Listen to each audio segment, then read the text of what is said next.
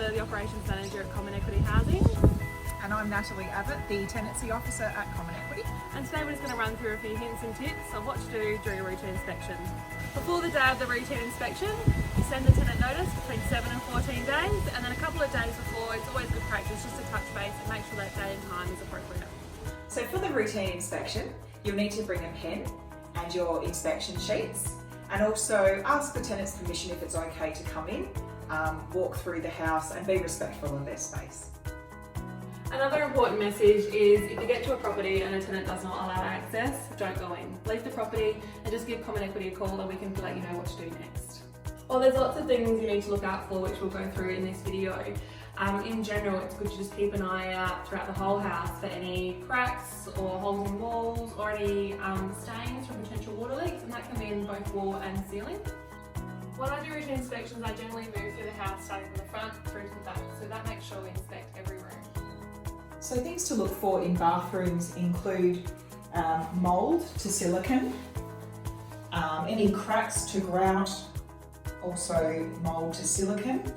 And while we're on the subject of mould, also ceiling mould is a big issue, usually combined with ceiling fans that aren't operational or that are quite dirty. Those would need to be cleaned. Other items to note, taps, making sure they're not leaking from the tap itself, and also underneath the basin where you might get some water pooling underneath the pipes. It's also important to note with toilets that you don't hear any water running or see any water constantly dripping once the toilet's flushed, so do test them. And also check for any water that might be pooling around the bottom of the toilet indicating a water leak. When you're doing a routine inspection, it's also a good idea just to be really mindful and keep a lookout for any safety issues.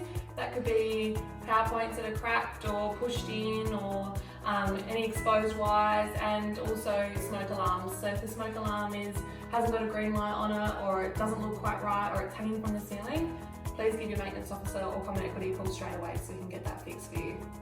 When you get to the kitchen, just come through to the wet area and check the sink, make sure the silicone's all okay around the sink and there's no damage getting between the sink and the bench top, and the same with between the bench top and the splashback. Make sure the silicone's all complete and in good condition. So checking for any leaks, because that can cause large water bills, and also, like I mentioned in the bathroom, any leaks underneath on the new bench. Coming through to the cooktop, just check to make sure all the igniters work, and that it's all operational. And then in the oven, this is pretty important that it's in a clean condition. That's because the more you use it, the more it's baked on, and it can actually damage the oven. So just make sure it's in a reasonable clean condition. Just make sure the exhaust fan is first of all working, and just make sure that the filters underneath are nice and clean so it's extracting any fumes adequately. While looking through the front and backyard, just keep an eye out for any trees that have been planted. Whilst trees are beautiful and they look great now, in about 10-20 years time they can become quite a liability for any plumbing or maintenance work. So with regards to gardens, just making sure that they're well maintained and the grass is low, particularly in fire danger areas and fire danger season. We want to make sure the grass is quite low and green. Other important aspects to note are the condition of the paving or concrete driveways, that they aren't sunken or that there's no really important structural type cracking. Windows, make sure that they're structurally safe, no cracks or chips that could become a crack in the later stage. Also check your eaves for mould or damage, and your fascias, and lastly front fences as well. With respect to gutters, while we aren't allowed to climb on ladders, you can check if you stand reasonably far away from the property to make sure that there's nothing growing out of it, or that you see any blockages or any water coming out where it shouldn't be from down pipes. Externally, front and back, you should be looking to make sure that the fencing is maintained correctly. That lawn and shrubs and trees are pruned or neat and tidy. Also important to note pergolas. While they're an excluded item, it is important to note whether they're in good repair or they need attention.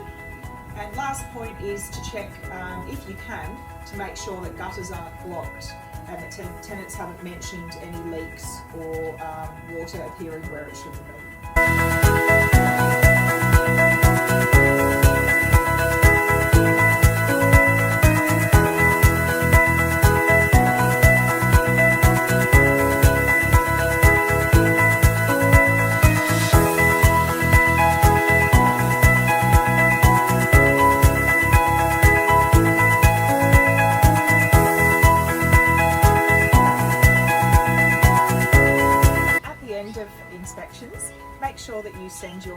notice to Common Equity along with a copy of the inspection report.